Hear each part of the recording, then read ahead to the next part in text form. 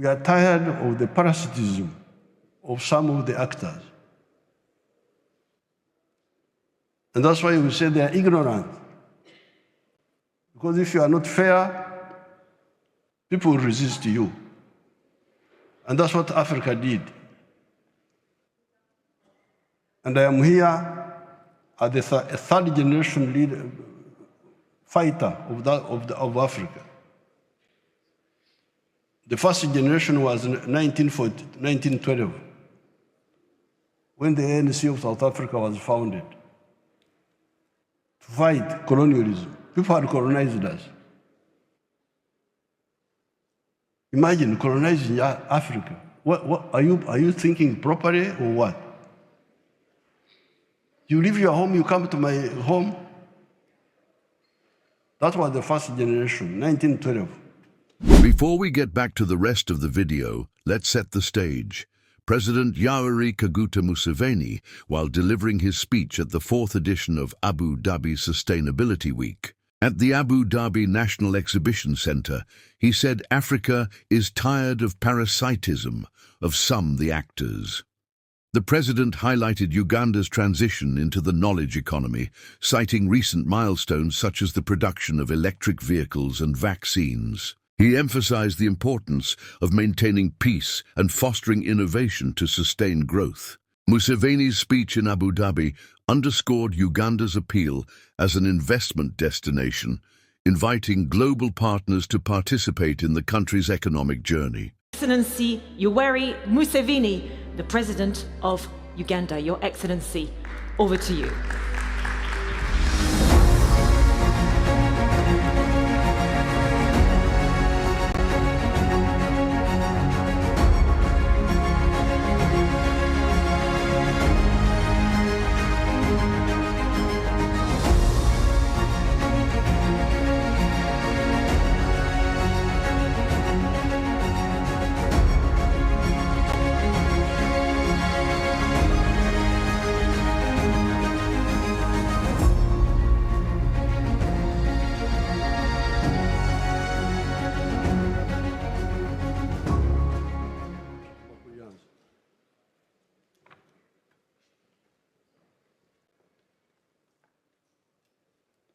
Your Highness, the Crown Prince, Your Excellencies, the heads of state who are here, ladies and gentlemen in the audience, and leaders of delegations. First of all, I want to thank His Excellency, President of the UAE, for inviting me a number of times and coming here with my delegation to participate in discussing these global issues. The topic I was given was transforming Uganda in a rising East Africa. Uganda has got a population of 46 million people and is part of the East African community with a combined population of 300 million people, all of whom are part of the CFTA, the Continental Free Trade Area of Africa, with a combined population of 1.4 billion people. Until 1900, Uganda was part of Africa that had limited direct linkages with outsiders. Indeed, the first non-black person to come to Uganda was an Arab man from Zanzibar, known as Ibrahim. At that time, our economy was pre-industrial, pre-capitalist, and pre-socialist, and traditional.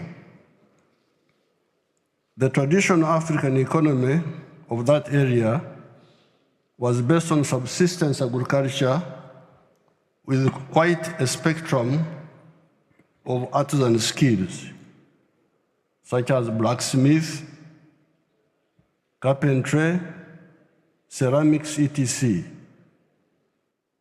In the 70 years the British were in Uganda, typical of the colonies, they created a small enclave economy of the 3 C's and 3 T's.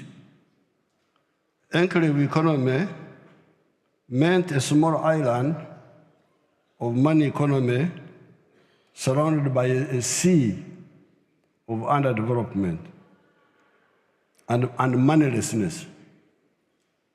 The 3 C's were coffee, cotton, and copper, and the 3 T's were tea, tobacco, and tourism. By 1962, that is independence time, only 9% of the homesteads were in this small money economy. Owing to the wrong politics of the political actors, Uganda soon entered a period of crisis. In 1971, an illiterate colonial sergeant, Idi Amin, came into power. He ruined the small enclave economy by making many mistakes, including the expulsion of our immigrant Asian community of 80,000 that had been a part of the entrepreneurial class.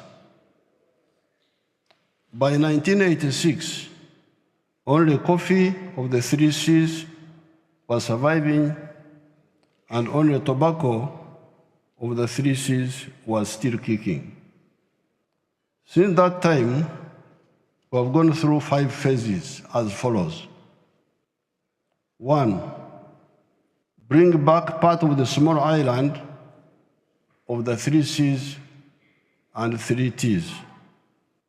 2, expand the island, more coffee, more tea, more tourism. 3, diversify the economy by commercializing new products such as fruits, bananas, fish, dairy products, beef, sugar, cassava, leather, wood products, etc.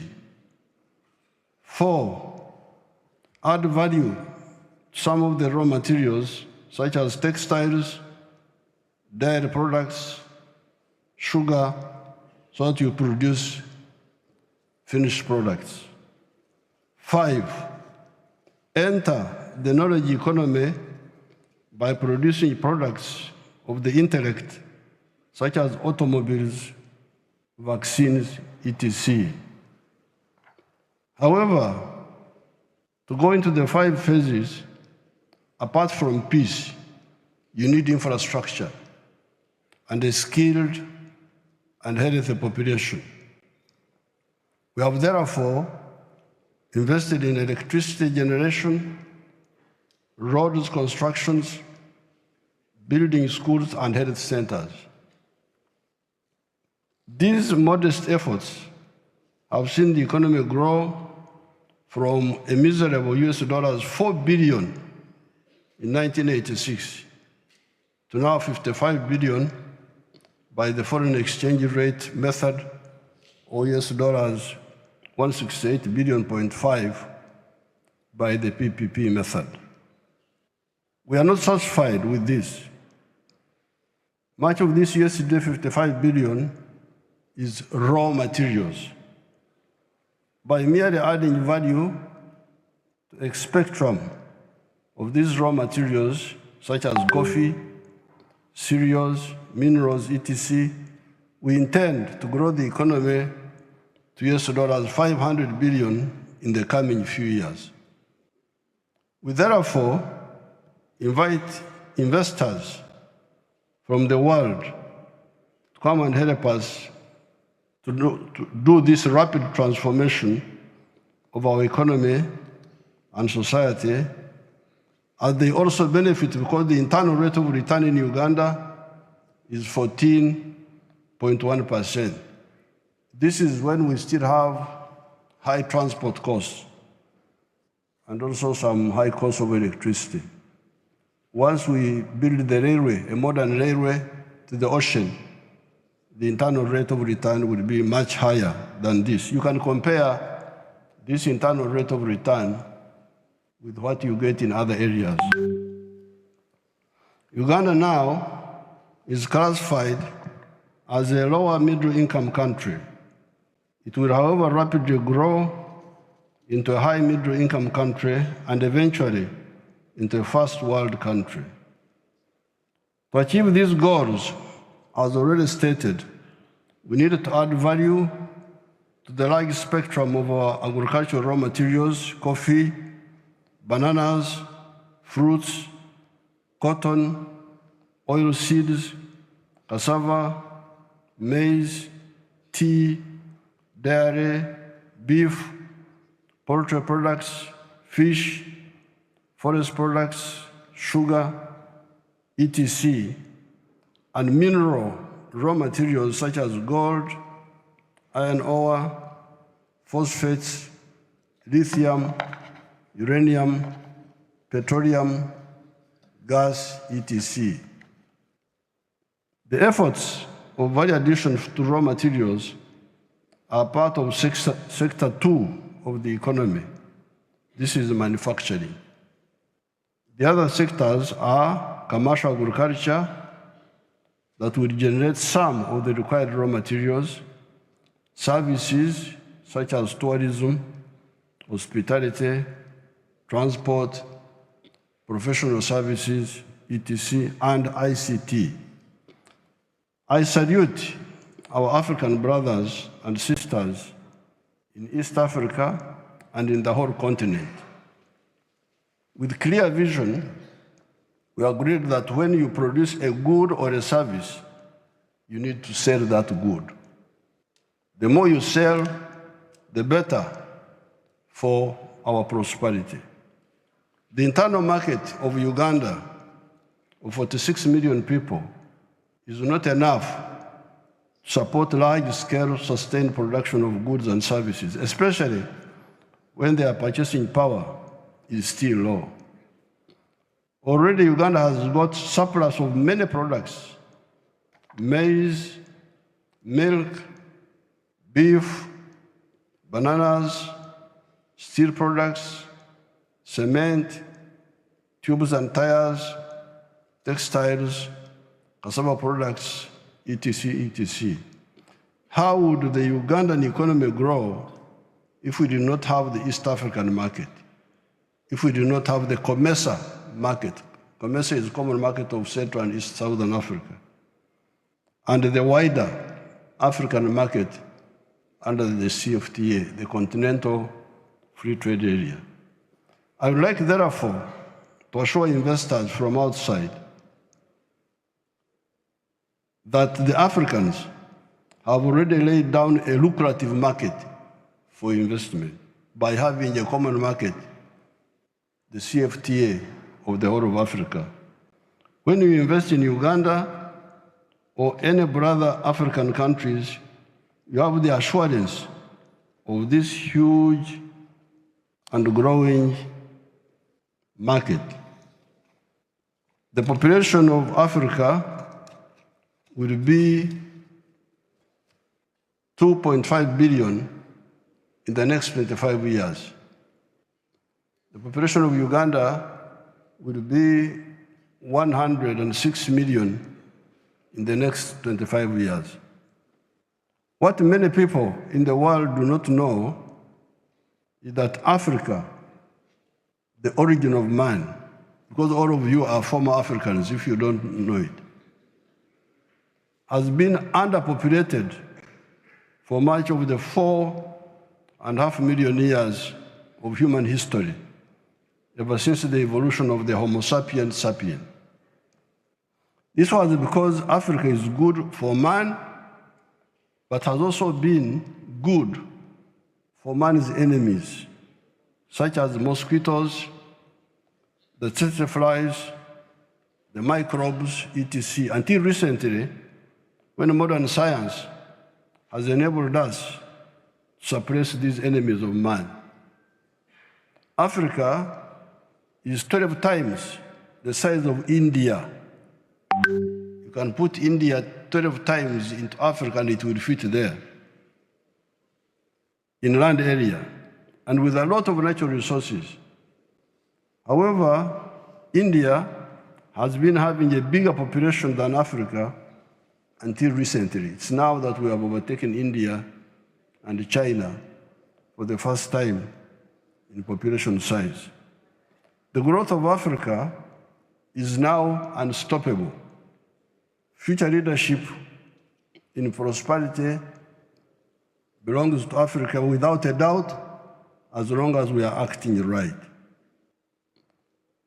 As a third-generation anti-colonial freedom fighter from Africa, attending this gathering, I cannot end my remarks without commenting on the chaos and criminality that has been going on in the world, but in particular, in the last 600 years. All sorts of criminalities have been committed by bankrupt,